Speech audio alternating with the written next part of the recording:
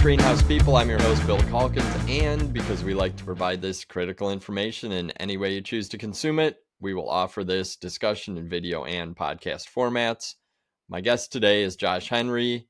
You might know him from other videos like ornamental peppers, coleus, all sorts of different crops, but Josh is a technical specialist with Ball Seed, and today he's here to talk garden mum production as part of our Tech on Demand series covering key annuals and perennials commercially produced around the world. Of course, there are hundreds and hundreds of specific mum growing tips out there. They've been researched and studied and talked about for decades.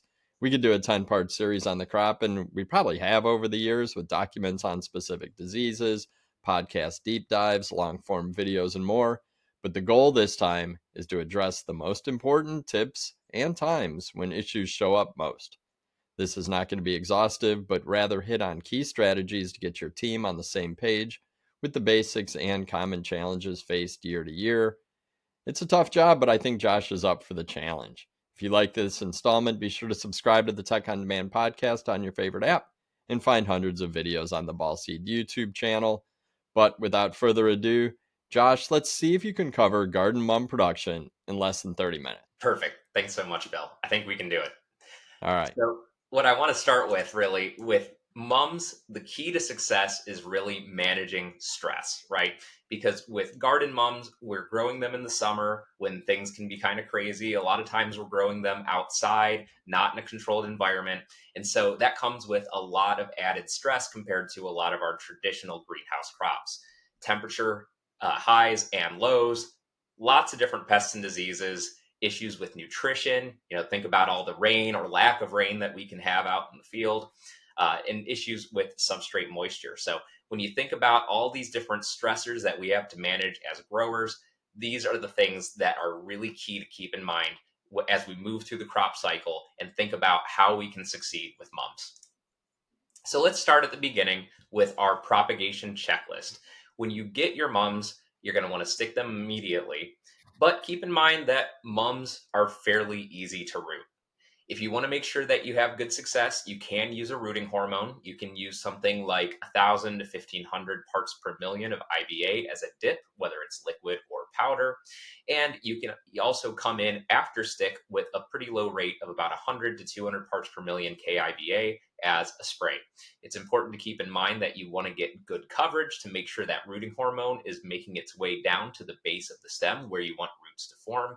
However, again, mums root fairly quickly and fairly easily. You want to make sure that your mums are fully hydrated after about 24 hours after stick. And once you start your mist on day one, it should never be heavier than you have on day one. As you move from day one to day two and so on and so forth, you want to make sure that you dial back that mist over time so that you're not keeping them too wet.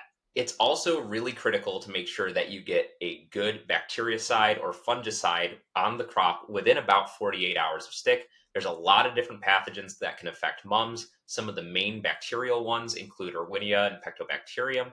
And we also have things like botrytis that can cause a lot of damage very quickly. So one of the great things to keep in mind is using something like a copper-based fungicide that's effective both on our fungal pathogens as well as our bacterial pathogens. So coming in with a copper-based product like Phyton is going to be really effective. And then one of the other huge keys to success from the very start of propagation is to feed early and often. Mums grow very quickly, they root quickly, and they need a lot of feed. So even from that first week, you want to try and provide at least 100 parts per million nitrogen as a constant liquid feed, or if you're alternating, you can do 200 parts per million nitrogen at every other irrigation. You want to make sure that you're feeding really heavily throughout the propagation cycle. And you also really want to make sure that you feed heavily right before transplant. However, as we move through propagation, some of the different environmental considerations to keep in mind are to give them appropriate temperatures. And this can be kind of a challenge depending on where you're propagating, whether you're kind of in the northern US, southern US, and Canada.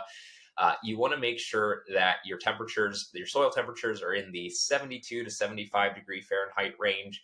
Air temperatures typically range between 70 and 80, and you want to try and maintain those kind of temperatures throughout the entire propagation cycle. Definitely don't want them getting too hot as to stress out the plant, and generally you're not going to see much lower than that during those summer months that we're doing this kind of propagation. Managing photoperiod is also really important, right? Mums are a short day crop, so to keep them vegetative, we want to make sure that you are maintaining a good long day or providing night interruption. So 16-hour days or night interruption between 10 p.m. and 2 a.m. is critical to make sure that you are maintaining the correct photoperiod. And then, as I said before, mums grow very quickly. They're very vigorous. So you want to stay on top of your PGRs to keep them nice and toned. So diminizide is going to be a great tool, something like B9 or Dazide. You can apply them typically at 7 days after stick and 14 days after stick at about 1,000 to 2,500 parts per million. That's going to just help keep those plants nice and toned and keep them from stretching too much. One thing to keep in mind is if you are using diminizide and you're also planning on using copper based fungicides, like I mentioned previously, keep in mind that those two do not play well together. So you definitely do not want to apply those two different products within about 7 days of each other. So if you get a copper based product applied right after stick, you want to try and give them a solid 7 days before you come in with your diminizide, or else you might run into phytotoxicity issues. Whether you propagated the plants yourselves or you purchased in the liners, there's some things to keep in mind before transplant. You still want to maintain those long days, at least 14 and a half hours would be ideal. You want to try and keep those liners really well fed. Typically, you want to use a fairly balanced feed. Something like a 17-5-17 is going to be great. It's not too soft, and it's also going to give it all the phosphorus and other nutrients it needs to succeed.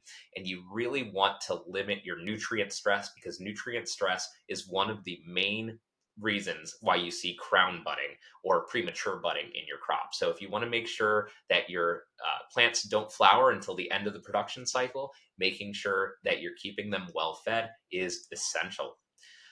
The other thing to prevent crown budding is to make sure that you don't have drought stress, right? So these types of stressors are really going to impact the quality of your crop. And one of the main ways they do that is by causing your crop to flower prematurely.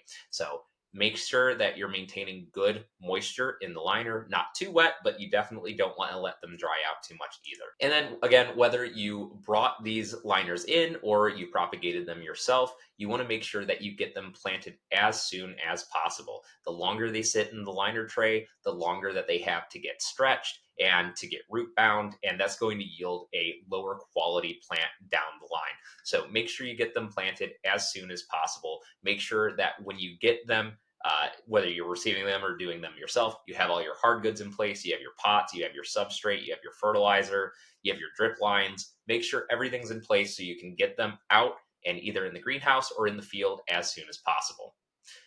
And one last thing to keep in mind is that you also want to keep on top of those PGR applications to keep them nice and compact. If they do get a little out of hand, you can plant them deep. So that's one thing to keep in mind to make sure that you're not going to have a big floppy mum down the line. If they're getting too tall, you can plant them a little bit on the deep side just to make sure they're nice and steady. It's important at this point that we also talk about fertility, because one of the things that a lot of mum growers do is use controlled release fertilizers, and that's something that's not often used in the greenhouse or not used as often. So as far as controlled release fertilizers are concerned, they offer a lot of different pros and cons that you need to consider. And one of the things that's really great about a controlled release fertilizer, especially for plants that is grown outside, is that they are always providing nutrition, right? When you're only using a water soluble fertilizer, the plant is only getting fertility when you make those fertigation events. However, with a controlled release fertilizer that's in your substrate, as long as there's moisture in that substrate, the controlled release fertilizer is going to be delivering a little bit of nutrition to the crop all the time. This is especially important if you have periods of high, heavy rain, right? Because a lot of growers will hesitate to come in and irrigate and fertigate with water soluble fertilizer when it's been raining day after day. And having that controlled release fertilizer there is just going to help ensure there's at least a little bit of fertility in the substrate at any given time. They are highly temperature dependent, which is both good and bad. When you have warmer temperatures, they're going to release more quickly. And unfortunately, with certain polymers, they tend to be run the risk of dumping when the temperature gets too high. So if you're growing in the south or you're having an especially warm summer, there are issues where the polymers can basically fail and release a certain percent of the nutrient all at once, which can cause your EC to spike and can burn your crop. So that is one of the watch outs for controlled release fertilizers, and why you need to make sure that you're getting a really good quality controlled release fertilizer that has less of a risk of dumping. And then the other issue to consider with controlled release fertilizers is that you don't necessarily have a lot of control once they've been applied, right? The two main methods that you can use to apply a controlled release fertilizer are to either incorporate it in the substrate before transplant. This is a lot easier for growers, but once it's in that substrate, it's in there. If for some reason you accidentally applied it too high, you can't really take it out. So that's kind of a limiting factor with those controlled release fertilizers. And then you can top dress, which technically speaking, you can come in and you can, remove it if you accidentally put it on at too high of a rate. But there's a lot of labor costs involved with applying a top dress. And you also run the risk of washout if you have those heavy rains that could wash the fertilizer out of the top of the pot. And you lost all that investment that you had in that controlled release fertilizer. So, what a lot of mum growers will choose to do, and what I see a lot of growers have success with, is use a combination of water soluble fertilizers and controlled release fertilizers. And by doing that, you're able to ensure that you have a nice low rate of controlled release fertilizer as a base to provide that baseline level of nutrition all the time. And then you can come in and either increase or decrease the amount of water soluble fertilizer as needed in response to temperatures, in response to rain events, basically just making sure that you have your nutrition dialed in, and it gives you a little bit more flexibility than relying on controlled release fertilizers on their own. So now that we've talked a little bit about controlled release fertilizers, let's talk about what we do at and after transplant. Once you've transplanted your mums, you want to begin your fertilizer program immediately. If you're doing that combination program where you're still using water soluble fertilizer, which I highly recommend, you want to start off by using a nice soft feed with high levels of phosphorus and high levels of ammonium that are going to help the plants to root out and develop a lot of great axillary shoots. Basically, you're building that foundation to the plant by giving it that nice soft fertilizer that it can use to take off and push through any kind of pre-plant or immediately post-plant stressors. Those soft feeds are going to encourage robust rooting. And along with all this root development, we also want to make sure that we're protecting the roots, because mums are susceptible to a lot of different root rots and other root issues. So you can use different biological products, things like Root Shield. Are able to help just keep those roots a little bit healthier. And then you can use traditional conventional chemistries, things like etradiazole and thiophanate methyl are going to be really great tools for controlling root rot diseases.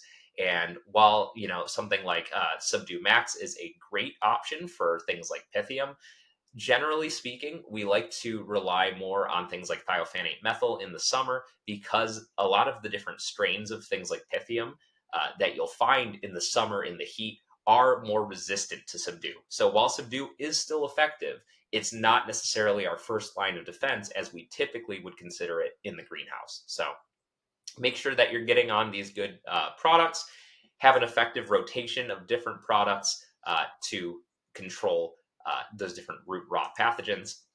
And this is also a good time to establish graphical tracking. If that's not something that you've done, it can really help you just to dial in and make sure that your mums are getting to the right size at the right time, and that they're not getting too large and not getting too small. If you haven't done graphical tracking before, we do have a graphical tracking file that you can download from the Ball Seed website. I have the link here on the screen. So I highly recommend that you look into that to just make sure that your mums are meeting their targets in terms of height throughout the production cycle. As we move further into the production cycle, you want to make sure that you start establishing a good pH and EC monitoring program. You want to maintain fertilizer levels around 200 to 300 parts per million nitrogen, so fairly high. Mums are very heavy feeders. And you want to try and adjust your feeding rate and frequency to achieve about a 2.5 to 3.0 EC through the pour through method, or about a 0.75 to a 1 via the 1 to 2 dilution method. So again, we just want to make sure that we're giving them enough feed to establish and get a nice bulky plant. This is a good time to also ramp up your IPM measures. So if you're in the greenhouse, it's going to give you a little bit more options in terms of control. It's a lot easier to have a biological program in the greenhouse or in a hoop house compared to out in the field. So that's something that you can consider as well. If you're in the field, you're going to have to rely more on your traditional chemistries. Something like mainspring is a huge option that I see a lot of growers using nowadays. It can be applied as a drench. It's effective on a very wide range of different pests, and it has a really long lasting residual. So that's one that I've heard a lot of growers have success with in recent years. And then you also want to, again, going back to the feed program, make sure that you're giving enough fertilizer to get that nice, robust branching, to get a nice shaped plant down the road. You got to build that strong base first. And then you also need to assess whether or not you need to do a pinch. With modern genetics, that's getting less and less common. However, it's still something that some growers will do. So this is kind of the time and place where you determine whether or not you need to do a pinch. As we continue to bulk up our plants and start getting closer and closer to short days, this is where you need to start assessing your potential for PGRs. So, typically speaking, and this is true not just for mums, but for most crops, you're going to have more success by using lower rates and earlier applications and just kind of tapping the brakes over the course of the production cycle rather than waiting for them to get too big, being like, oh no, I need to get a PGR on as soon as possible, hitting them with a high rate and then accidentally stopping them. That is not what you want to do. So just kind of hit the brakes a little bit over the entire course of the production cycle. Using those graphical tracking apps that I mentioned earlier is a great way to check and make sure that they're where they need to be. Then you also need to consider if for some reason your crops are behind, you might need to come in and use some GA to help get a little bit more internode elongation. This is also the right time to get in supports. I know this kind of varies depending on what region you're in, but you can use things like mum netting or cages just to help provide a little extra support to the canopy. And this is also the point at which you're going to want to switch from your, more soft feed, your 20-10-20s, to something more like a Cal Mag feed that's going to be a lot higher in nitrate nitrogen, lower in phosphorus, and also providing those resources like calcium and magnesium that are kind of lacking in something like a 20-10-20. Once your plants are up to about 2/3 to 3/4 of the desired size, that's where you want to switch to your Cal Mag feed. As you move into short days into finish, you want to focus on toning your crop. You want to avoid using ammonium nitrogen later in the cycle by switching to that kind of CalMag feed.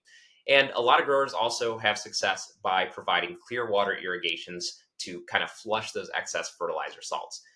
Uh, Depending on what you want to do, some growers still provide low levels of nutrients. Some growers pick a point where they go completely clear water. It kind of depends on how well you've loaded the crop early on as to what method you want to go with. But either way, you're going to want to start pulling back on nutrition to tone that crop out. And you also want to try and do everything you can to curb your late season disease pressure. Things like fusarium can be a major issue, botrytis. A lot of our fungal pathogens can be a huge issue as that canopy gets nice and dense. So when you're doing your fungicide sprays, make sure you get good canopy coverage to make sure that fungicide gets deep into the canopy and is effective against your different fungal pathogens. You also want to make sure that you start spacing the mums if you haven't done so already and increase the airflow between those mums to help keep the canopy nice and dry and reduce the risk of fungal pathogens moving in. You also want to, at this point, apply any final PGRs, something like paclobutrazol or bonsai at about half a part to 2 parts per million as a drench is going to be great to stop or hold the crop depending on how large the crop has gotten at this point. Now let's just talk about some of the common physiological disorders. Low EC is a very common disorder that we see where the plants is stunted, very bright yellow, and you also see crown budding occur. Again, so when you have that nutrient stress, plants will start to flower prematurely. Crown budding is often a result of multiple different stressors, but nutrition is one of the key stressors that leads to this. Also, things like cool nights can also lead to premature budding. Drought can also cause this. If you start seeing premature budding in your crop, you can use something like Ethifon or Florel. It is an option. However, you have to consider that ethifon is a stress enhancer. So if you've got stress, ethifon is going to make that stress a little bit worse. You might see some leaf yellowing or leaf loss.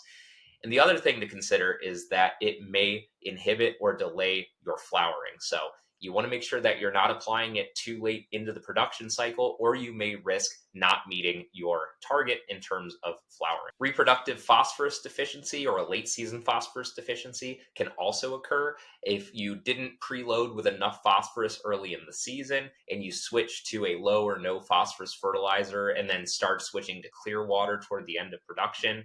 Phosphorus will leach very rapidly from the substrate, and especially if you've had a lot of heavy rains in the summer, you may see lower leaf yellowing, upper leaf purpling like you see on this plant here. And what you need to do is come in and try and provide sufficient levels of phosphorus to ensure that you don't have this kind of purpling occur. Purpling can also be made worse if you have low night temperatures. So if it's getting too cold at night, that can also make purpling a little bit worse. So keep those kind of things in mind. High pH is another common physiological disorder. So basically, the optimal pH range for mums is going to be about 5.5 to 6.2. And if you start getting too high of a pH, you have low availability of micronutrients, specifically iron and manganese. And if you have low availability of those nutrients, you'll start to see upper leaf intervanal yellowing, like you see here in this photo.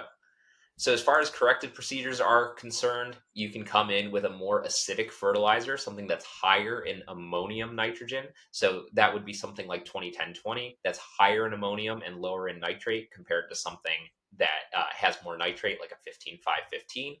So switch to a more ammonium-based fertilizer. You can come in with an iron application as a spray or a drench.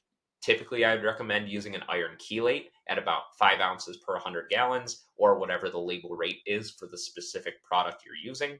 You can also use iron sulfate, which will lower the pH and provide iron. However, iron sulfate's not as available as iron chelate, so I would definitely recommend going for the chelate if possible. You can also use an acid water drench using sulfuric acid to irrigate. You want to hit a target of about 4 to 4.5 for the actual irrigation water. However, this does run some risk of accidentally burning the crop, and you have to remember to rinse the foliage after application to prevent any kind of phytotoxicity issues. Low pH is not super common in mums, but if you get a pH lower than the 5.5 range, you start seeing a hyperaccumulation of micronutrients, again, iron and manganese. And that can be a little bit of an issue, causing lower leaf kind of purpling, black spotting. And to correct that, you need to switch from an acidic fertilizer like 20-10-20 to something that's higher in nitrate, something like 15-5-15. You can also make a flowable lime drench, something like Calox pH, typically at a rate of about 1 to 2 quarts per 100 gallons. And then you also want to make sure that you're checking the roots, because when you start getting that low pH, that can cause some root damage. So make sure that you're maintaining good moisture management, and you can provide a fungicide drench if necessary to help protect the roots. As far as diseases are concerned, got a lot of root zone diseases, things like Pythium, Phytophthora, and Fusarium. These are all, they can be huge problems in mums, especially when you've got those summer extremes. When you've got periods of really high rain, you need to make sure that you come in and provide a nice fungicide drench to help protect that root system after all that heavy rain. Botrytis or gray mold can also be an issue. Again, you got to make sure that you're getting good canopy penetration with your sprays to make sure that you're controlling these types of fungal pathogens. Typically, you want to rotate with different modes of action. At least 3 different modes of action is typically recommended. However, a lot of our 7 and 11 products are going to be really effective for controlling botrytis and other pathogens like that. Products like Mural or Broadform, Pageant, those are all going to be great options for you. You also want to maximize your airflow as much as possible and rely on drip irrigation if possible to keep the canopy nice and dry. Also, your bacterial leaf spots can pop up at any time during production. Lean on those copper-based products, things like Phyton or Postiva. Those are going to be your best bets to help control bacterial leaf spots. For pests, it's important to make sure that you are scouting regularly. If you're growing big fields, it's easy to overlook the back 40 of mums that you have. So make sure you're out there walking the crops constantly. Use your sticky cards. look for those pests. And if you see pest populations starting to pop up, you need to control them as soon as possible. Thrips are going to be one of the biggest pests for mums, so keep a good preventative program from the start. As I mentioned earlier, mainspring is a great tool with very long residual. There's some other products like Conserve and Azotin that are great options. So keep on those different conventional insecticides. And you can also rely on things like nematodes to help control the thrips as they are in the soil. So utilize those resources as well. Spider mites can become a big issue, especially when the forecast is hot and dry. They like that hot and dry weather. So if you see them popping up, it's important just to rogue out the really bad plants because they can be very hard to control. So rogue them out, get them out of the greenhouse, remove them and destroy them as soon as possible, and maintain a really aggressive rotation if you are seeing spider mites in your crop. There's a lot of great miticides that are able to be used on mums. So things like Avid, Hexagon, Sultan, Contos being one of our only drenchable options that we have here. These are great options to help control spider mites. And then loopers, caterpillars, cabbage moths, these also can be a big issue later in the season. And so typically you can get away with just reactive management. However, again, it's important to keep on top of it by scouting frequently. Bacillus thuringiensis, or BT, and Conserve are some of the main lines of defense. Mainspring also controls these types of caterpillars, so if you've made a drench application earlier in the season, that'll be effective against these as well. So for some of our take-home messages, it's really, really key to minimize your environmental or cultural stressors as much as possible. Mums are heavy feeders. Feed them early, feed them often. Make sure that you're not getting a lot of drought. It can be hard out in the field, but make sure that you're not keeping them too wet, but you're also not letting them dry down too hard. And if you're having unseasonably cold temperatures, do what you can to affect that. If they are growing in a hoop house, close up the walls, close up the house to kind of retain that heat, and that'll help make sure that you're not getting any delays from those cool temperatures. You want to start by building good plant architecture with plenty of phosphorus, plenty of ammonium. Give them the feed that they need early on, and then you can provide additional encouragement with things like GA only if absolutely necessary. As you're moving toward the end of the crop cycle, you want to change your fertilizer from your soft feed to more of a harder CalMag, high nitrate feed, and then leach toward the end. And that's going to give you the most success with your crop. And with that, I'll hand it back over to you, Bill. I'm impressed. That was under 30 minutes. You just went through just about everything growers need to know to build their strategies for a successful mum program. Like you said, you got to manage the stress, which is extremely hard in the time of year that growers are producing mums, and they're susceptible to diseases and pests. It's really it's always seems like a tough crop, but it can be done. It can be done, and it can be done really well. I mean, we see millions of beautiful mums out in the marketplace every single fall. So we know it can be done. It just takes a lot of attention, and really it comes down to managing that stress, because I would imagine that'll help avoid some of these problems. Thank you so much, Josh. I will put links to a lot of the resources that Josh mentioned, including the pour through tests, the graphical tracking. We've done shorts on the purpling of foliage. We've got podcasts, like a 3-part series, and then we have specific videos on how to push or hold your mums, depending on how things are playing out at the end of your production season. In addition to that, you can find hundreds of Tech on Demand educational resources online. Every week, I send a newsletter covering a range of cultural and technical topics. We've got videos, we've got podcasts, and the Greenhouse Tech Team on Facebook is a great place to connect with a global network of more than 6,000 of your peers to ask questions about mums, show your crops, look for resources, and I suggest you join that Facebook group. Just search Greenhouse Tech Team, answer a couple simple questions, and I'll let you right in. But Josh, once again, good work on covering mums in a very concise but power packed presentation. I appreciate it. Thanks so much, Bill. And I'm Bill Calkins. On behalf of our entire Tech on Demand team, thanks for listening. Thanks for watching. Take care out there, and good luck with those mums.